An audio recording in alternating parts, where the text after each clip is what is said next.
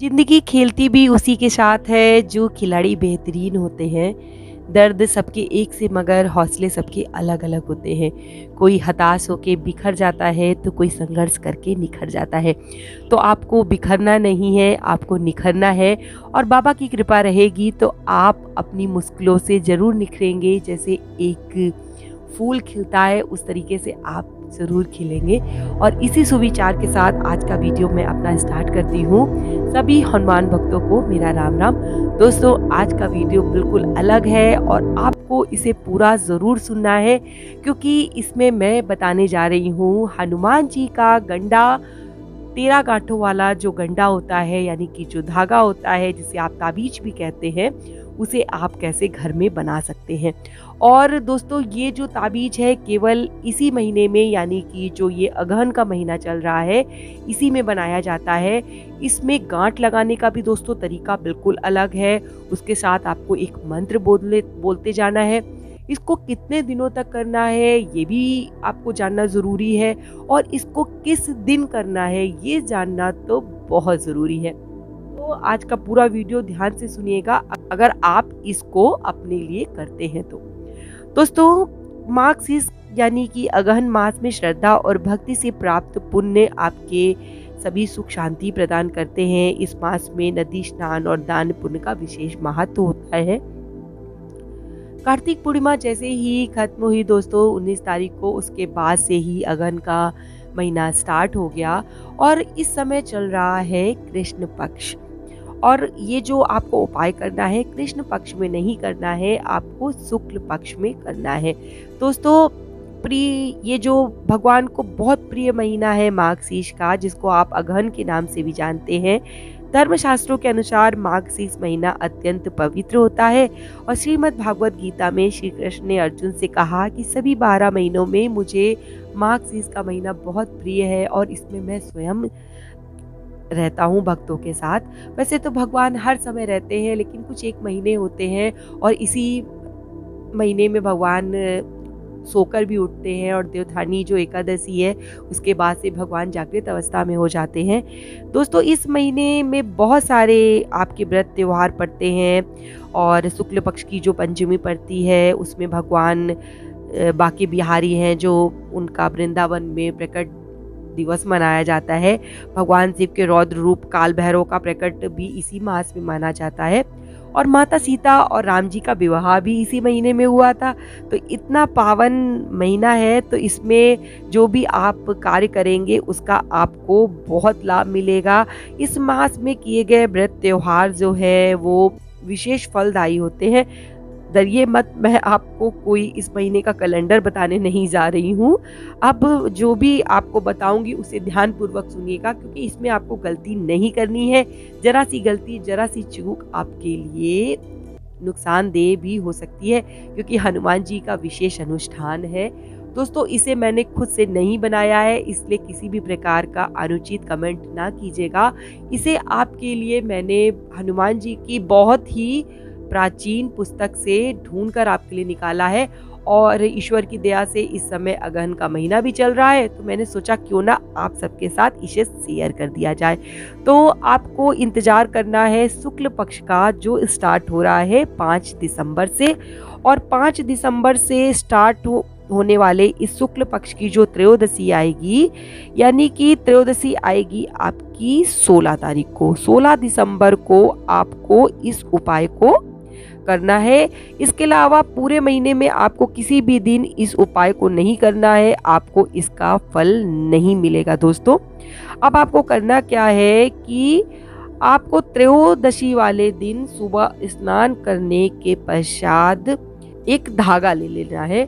आपको अगर अपने लिए स्वयं के लिए बनाना है तो एक धागा ले लीजिए। अगर आप परिवार के सभी सदस्यों के लिए चाहते हैं तो आप अपने परिवार के सदस्यों की गिनती करने के बाद उनके नाप के अनुरूप धागा ले लीजिए। अगर आपको गले में पहनना है तो उस अनुरूप, अगर आपको हाथ में पहनना है तो उस अनुरूप धागा ले लीजिए। धागा आपका अच्छे सूत का होना चाहिए, क्योंकि इसे आपको साल भर तक धारण करना है, और इसको आपको सफ़ेद नहीं रखना है, सफ़ेद धागा आपको दोस्तों नहीं लेना है। अगर रेशम का पीला धागा मिल जाए तो बहुत अच्छा होता है।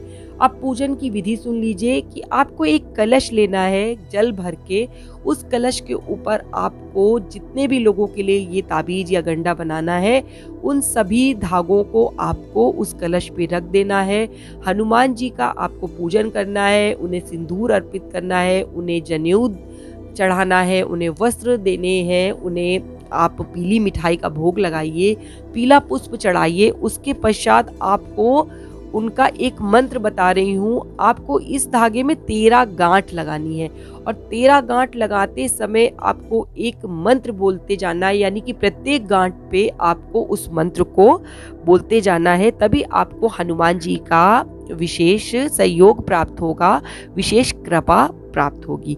तो आपको उस मंत्र को बता रही हूँ और आपकी सुविधा के लिए उसको आपकी स्क्रीन पर भी लिख कर दे रही हूँ।